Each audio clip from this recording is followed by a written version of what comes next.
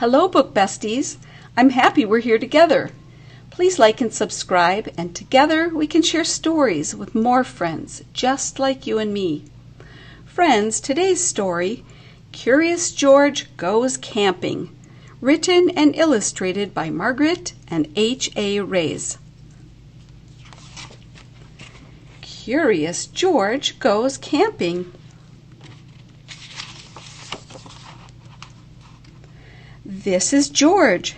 He was a good little monkey and always very curious.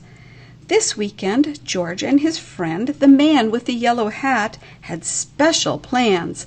They were going camping.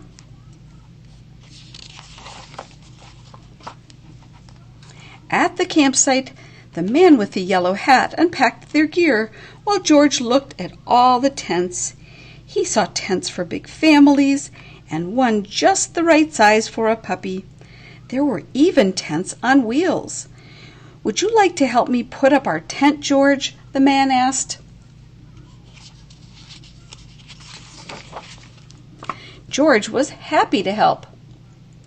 It would not be hard to set up a tent, he thought. But it wasn't easy. "George, why don't you fill our bucket with water at the pump?" his friend suggested. "We'll need it by our campfire later when we roast marshmallows." Marshmallows!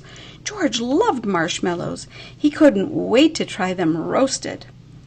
"Now don't wander off and get into trouble," the man warned. But George did not hear him. He was already gone. At the pump, George worked the handle up and down. Soon his bucket was full. On the way back down the trail, he saw a family packing up.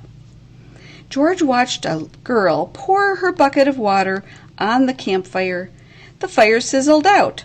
George thought that looked like fun. He poured his bucket of water on the next campfire. "Hey!" yelled a camper. "We weren't finished with that yet." And the camper began to chase George, but George didn't mean to cause trouble. Now he only wanted to hide. He ran into the forest as fast as he could, but the camper's footsteps followed close behind. George ran faster and faster. The footsteps came closer and closer until suddenly they were passing George. Why, it was not the camper chasing George now. It was a deer. What fun to run with a deer! Forgetting all about the camper and the marshmallows, George ran after the deer. But a little monkey cannot run as fast as a deer in the woods.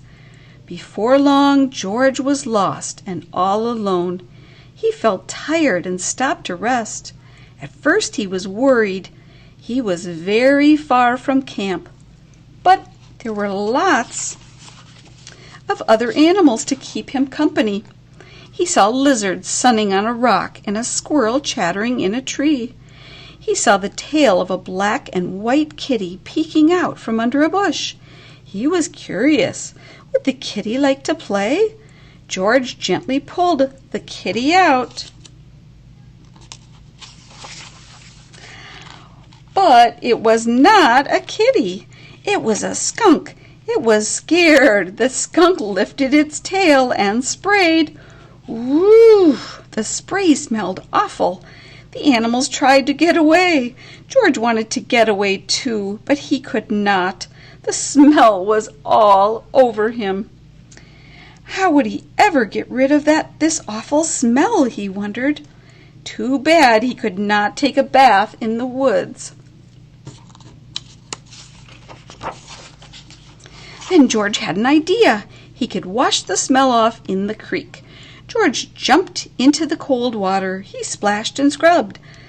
But he was still smelly, and now he was wet too. But what could he do? George thought and thought. If he climbed up a tree to dry off, would the smell blow away? No, even dry and high up in a tree, George did not smell better. Poor George! He wished he hadn't wandered so far from camp. He wished he were roasting marshmallows with his friend.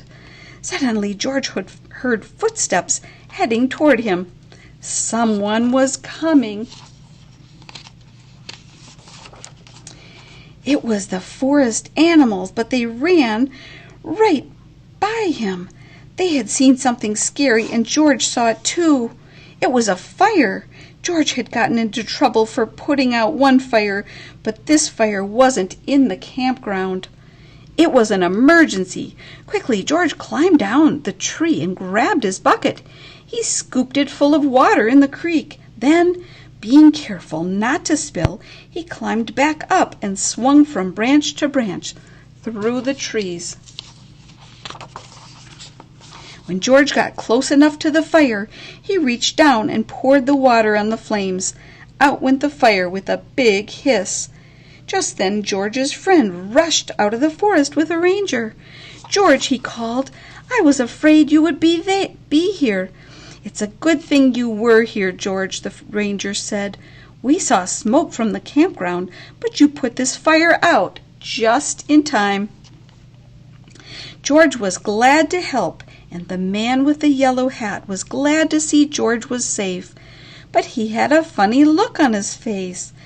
"George," he asked, "what is that smell?" Back at the campsite, George's friend helped him get rid of the awful smell. After a strange bath in tomato juice, George smelled fine. Then the man with the yellow hat invited the ranger to cook dinner with them over their own small campfire. "Fires can be nice if you're careful," said the ranger. George agreed, especially for roasting marshmallows.